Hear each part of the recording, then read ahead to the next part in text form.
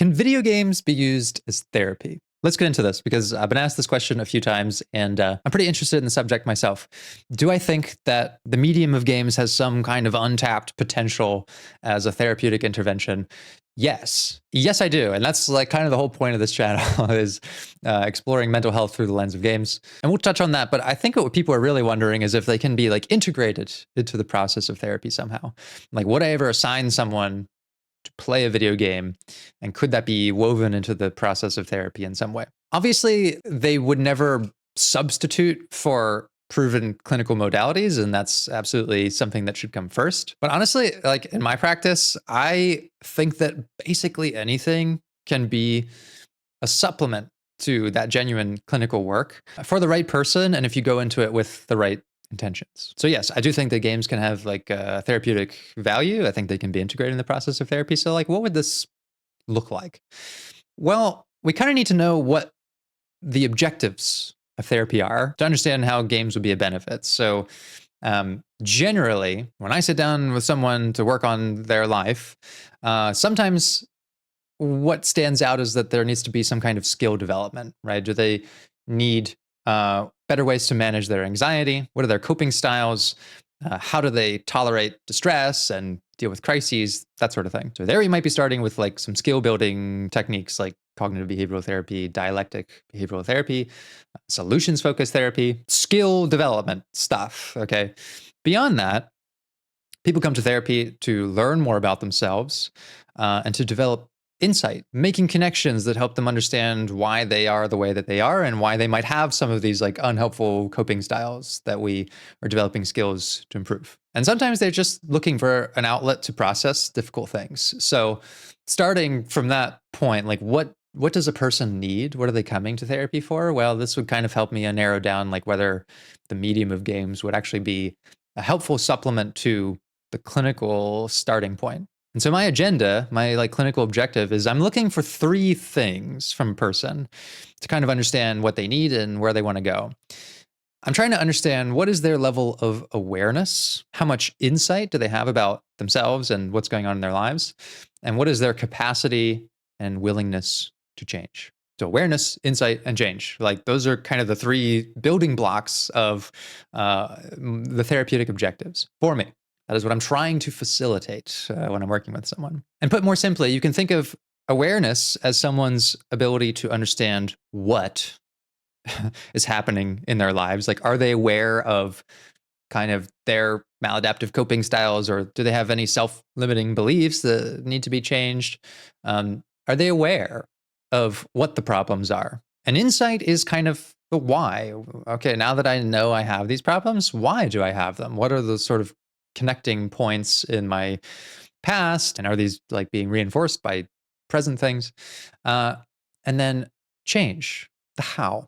How does this person go about reacting to the things they're aware of and their understanding of why? And so, yes, I think that games have a unique ability to help people engage with these three dimensions.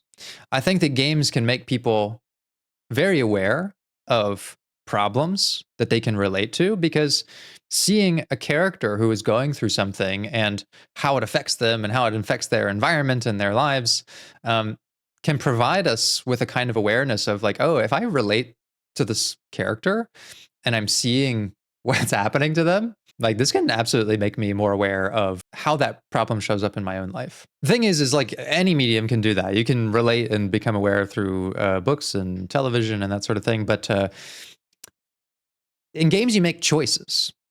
And it doesn't even have to be a choice-based game. Like you're making dozens of choices, even in a game that has a very fixed narrative. You're choosing how to interpret things. You're choosing a certain play style. You're choosing, depending on like the type of game, what you give your attention to. Main story, side quests, kind of messing around, whatever. And here's the thing. We do not gain awareness when we are in familiar situations. We gain them when we're in unfamiliar situations. And the player, whether you decide the direction of the story or not, you're constantly pushing yourself into unfamiliar territory, unfamiliar game mechanics, unfamiliar story ideas, unfamiliar environments, and how to navigate them in these sorts of things.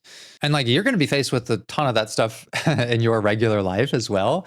But games give you this consequence-free testing ground to see, how do I deal with uncertainty? And that's one of the most important things to work on from therapy, is like, how do you tolerate uncertainty in your life? More often than not, when I talk to people about how they play games, it's kind of a microcosm of how they act in their lives. Like, do you need to check off every side quests and that sort of thing before you progress to the main narrative? Well, it's probably the case that somewhere else in your life, you're doing something very similar. Like maybe you're procrastinating bigger tasks by focusing on and completing smaller things that make you feel like you're productive, but the productivity is in service of procrastination. Many people are not aware of this, right? And like they are doing a lot. They're very productive in their life, but they're not aware that this productivity actually kind of represents avoidance or delaying of like bigger things that they need to focus on. And this is like one of the benefits that you get from art therapy. Okay. When I like watch someone painting or crafting something, like their behaviors are kind of a microcosm of other things that I have heard from them. And it's quite fascinating to be like, wow, this little behavior that's showing up in your painting, like this way that you're getting frustrated and hung up on something, it's kind of the same thing that's going on in your relationship, isn't it? And right there, we'll get some awareness. What is going on? Like, what are these behaviors that I'm engaging in? How are they holding me back? So I think games put people in unfamiliar situations constantly, and that has a way of inspiring more awareness in their lives. Insight, okay, how do we get a deeper sense of why we are like this? Okay, now I'm aware that I am a productive procrastinator. Why do I do this? Well, this is where gaming integrated with therapy would be of value, because someone playing a game might sort of passively engage with that idea, but coming into a session and processing like, oh, these are behaviors that show up in my life. I have this like safe kind of testing ground with no consequences to see. And now I want to understand like why I'm like this. This is where I would start pulling from like the classic therapeutic repertoire and get into like, okay, well, where did we learn this behavior? Why was this reinforced in our lives? And what is preventing us from moving past it and from developing like a more healthy substitute? And one of the ways that we develop insight, like a why we are a certain way, is we have to sort of play with the elasticity of our beliefs and values, because there's a lot of things that we may second guess and say, well, I don't know why I chose this job. I don't know why I struggle in this part of my relationship. I don't know why I depend so much on what I can rationally recognize as unhealthy habits. When there is that kind of uncertainty, we need to sort of stretch out that subject to an extreme and say, okay, well, what would happen if you didn't have that job? Quit the job. Abandon it. What would happen if you left this relationship? What would happen if you no longer engaged at all with this unhealthy behavior? Like, let's take that thing and explore it at the extremes. And what this often does is it helps people calibrate. And they say, okay, well, look, I I don't think it would be the best thing to completely abandon, this like core pillar of my life, my job or my relationship. Let me bring that back in and say, here are the things that I really like about it. Here are the things that it provides value to in my life. And now we're getting a why. And this is something I think the games are kind of doing all the time, especially if the game is like particularly challenging. It can push you to the limits of your own beliefs and understandings about things, sometimes about yourself. If you relate to a certain character and the interest of the game is to put them in an extreme situation and see how they react, looking at that and saying, okay, well, would I act the same way at that extreme, or is my value somewhere here or here? Again, games give us this perfect consequenceless testing ground to be elastic with our goals and values and see if they are where we think they are. And sometimes insight can be provided by a game if it's like just built into the narrative. Sometimes that's explicit, like characters that you relate to will discuss why they're doing things. But even if the ending is ambiguous, this encourages you to have your own interpretation.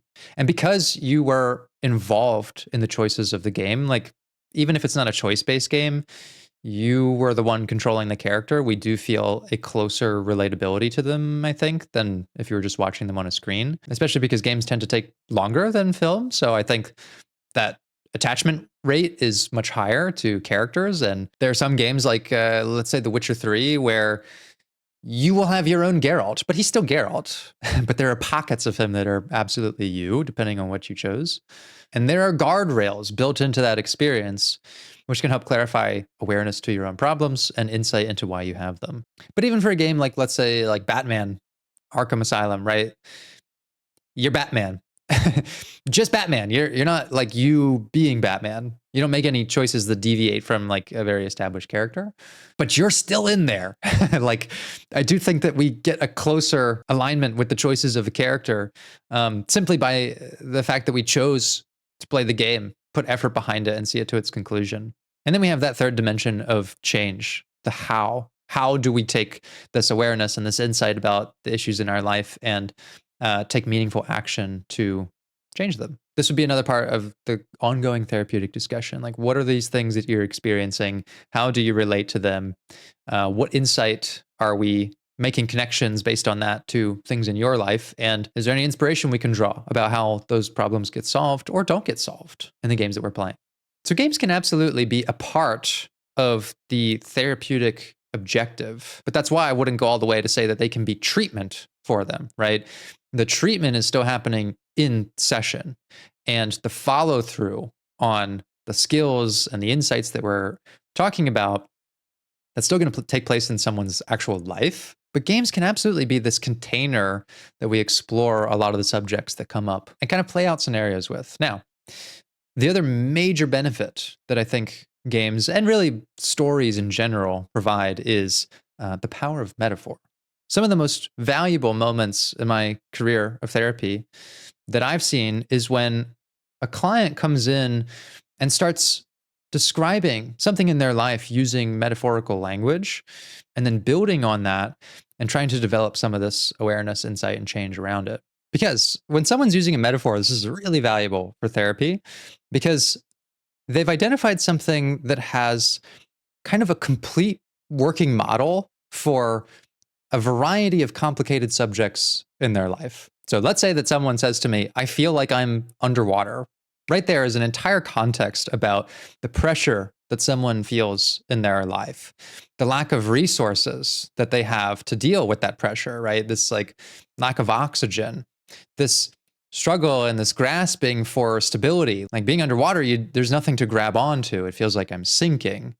And it's sort of one step down from like actual feelings words, which can be valuable, but not something I try to enforce. Like if someone says I'm feeling like underwater, I feel like I'm drowning in schoolwork or regular work or debt or whatever, right? Like that metaphor is extremely valuable because it's accessible to the person. It immediately attaches to how they're feeling, what their values are telling them they want to do in this situation. And metaphors also typically describe how the problem started and what the solution is. Like it immediately provides us with this language of like, how did you get underwater?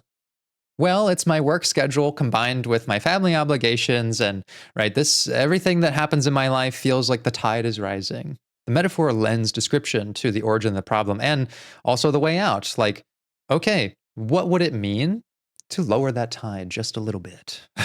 If we're lost at sea, how can we find refuge on a familiar coast? I don't know why the metaphors are all aquatic, but I'm sure you can see that like typically people access very intuitively these metaphorical ways of describing their lives. And sometimes that language is so much easier to deal with than someone's real feelings. And like, I want to hopefully get them to that point because I think there's value in that too.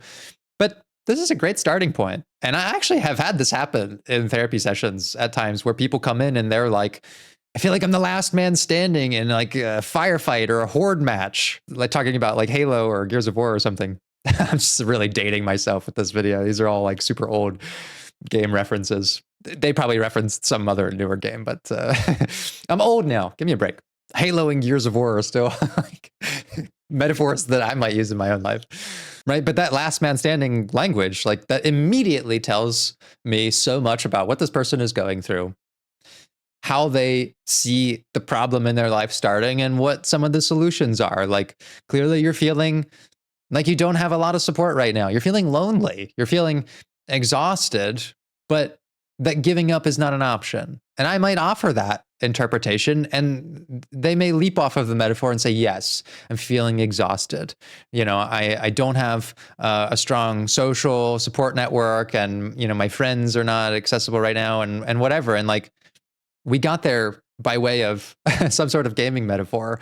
And so then we come into like, what's the how? How can we change this? All right, well, let's explore some barriers to, if not interacting more with our current social network, like how can we expand it? How can we explore some new friendships for you? If you're a gamer, you spend a lot of time playing these things, and they certainly take up a lot of headspace in my own life. And I think that there's a lot of value in taking the language that is supplied by some of these experiences. Like, I know what it's like to be the last man standing in a game, right? It's not like a major experience in my life, but it's one I've spent many summer nights when I was a kid experiencing over and over. And if there's some meaning I can pull from that and relate to my current life, and that's a window into like actionable change that I can make now, I think that there's a lot of value in that.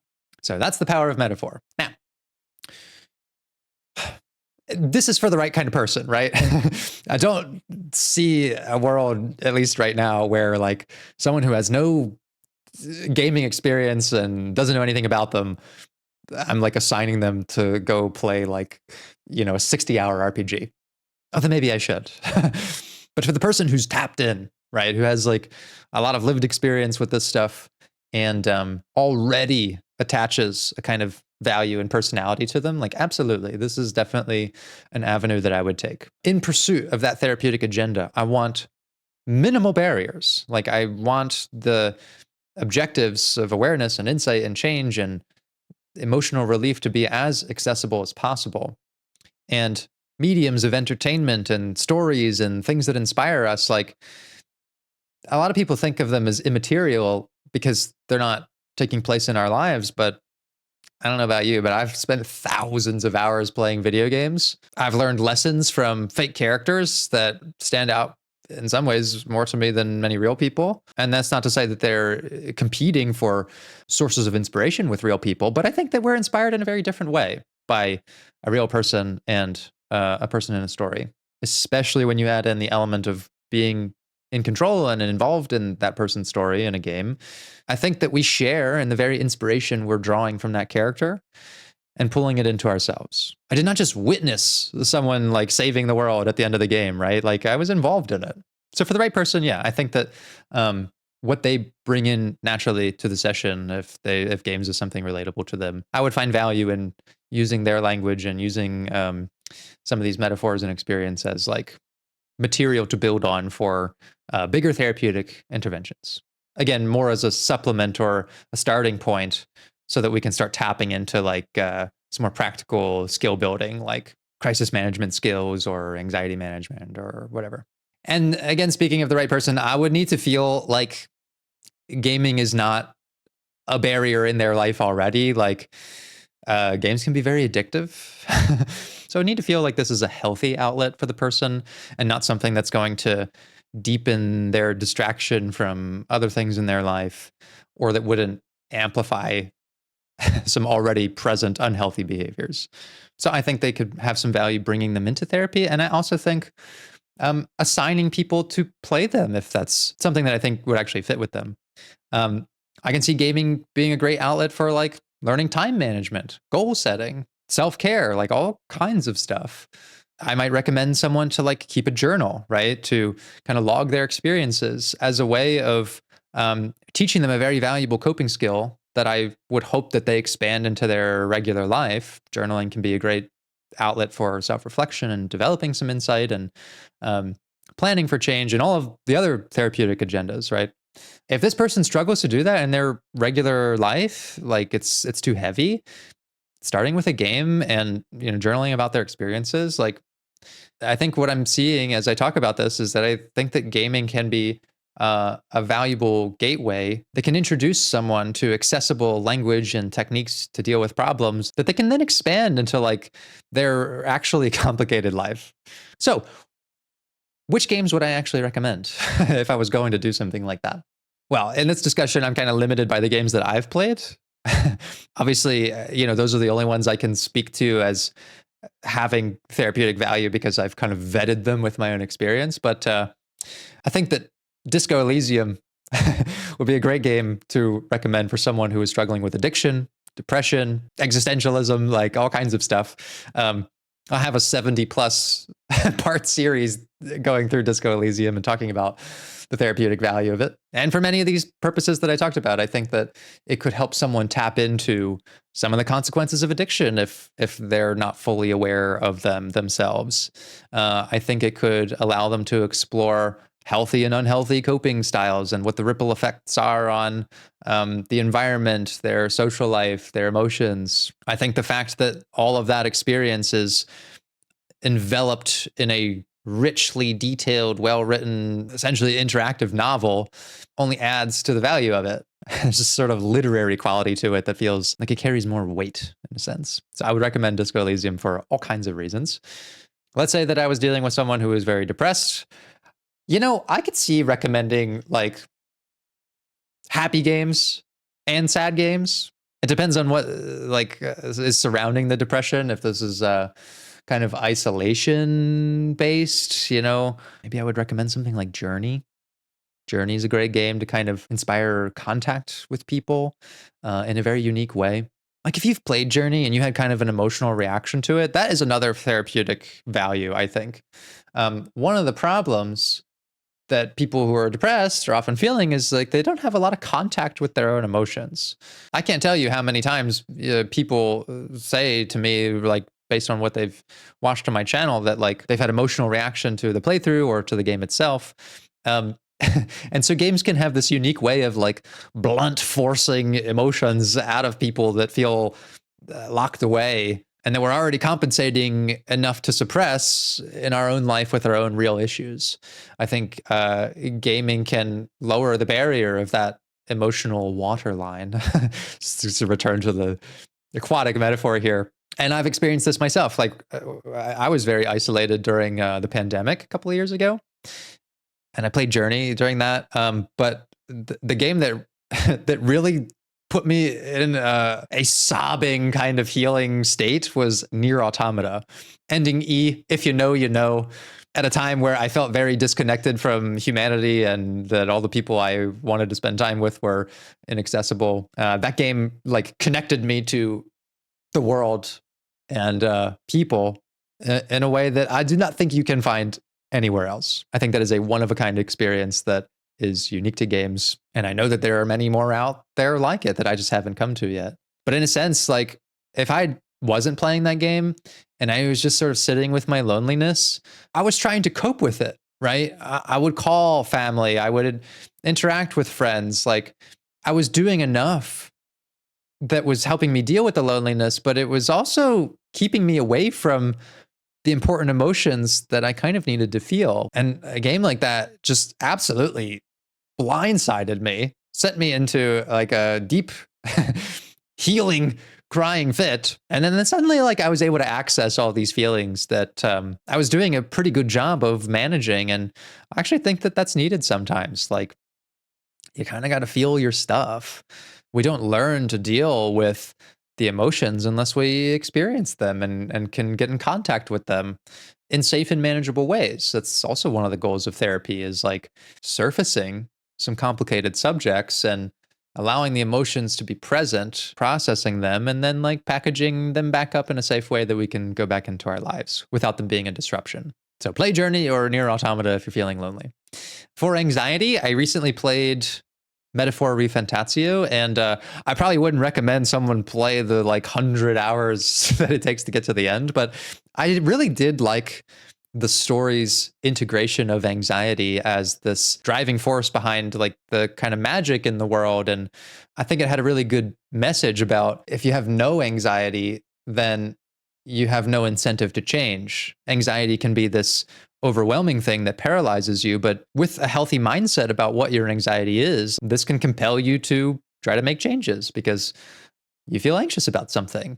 Here's some motivation, right? To go and solve it. That's actually something that's kind of helped me with my own anxiety recently. And it kind of has made me rethink my relationship with anxiety, that like it's this neutral force that overwhelms me at times, but without it, I think we can fall into complacency. And so having a neutral relationship with it, just recognizing it as a psychological force that's acting upon you and taking away this sort of negative, like, I hate my anxiety, I hate myself for having it, like, it actually helped me reframe some of that.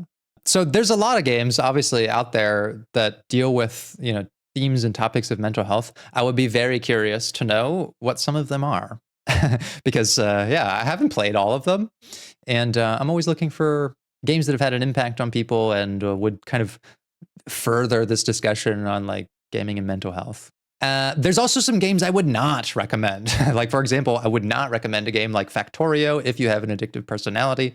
This is for obvious reasons. If you know anything about that game, you can absolutely spend entire days without realizing you haven't slept, because it really is just that addicting. A game we played recently on the channel, Needy Streamer Overload.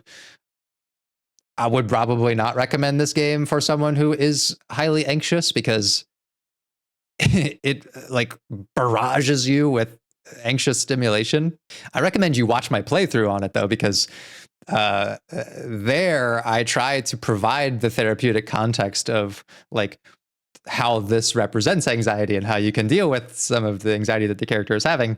So I think that having a game that just emulates the same experience that you have, like you're an anxious person, play this anxiety-ridden game. I don't know if that's really the healthiest kind of goal. I think there's too much of a chance that you could just repeat the same maladaptive coping styles and just feel overwhelmed. And that would be another limitation to like recommending a game that I've not played myself, because with a certain kind of context, I could see that this has a lot of value for, I have anxiety, but playing this game made me realize like what's ahead of me if I don't deal with some of these things. Like there could be a lot of insight and awareness gained from that, and could inspire some change. But I would need to have context of it to provide that guidance, right? And so that's definitely a limitation of like using any kind of media, material, gaming, or whatever in a therapeutic sense, is I can really only recommend things that like I have a firsthand knowledge of how they play out. So that is my thoughts on whether I think that games can be used for therapy. I absolutely think that they can, with some caveats and some understanding of how they would integrate. They would never be the primary modality in a sense, but could be a very valuable supplement and kind of a good starting point for a lot of the goals that therapy is after. So I hope you enjoyed this discussion. If there's anything else gaming and psychology related that you would like to hear some thoughts on, do let me know. Share with me your therapy games, good and bad. What games are great for your mental health? What games are terrible for it? Have you had any experiences like mine where a game messed you up and made you highly emotional? I would love to know about it. All right, that's all from me today. Thank you for watching. Be good to yourselves, and I'll see you next time.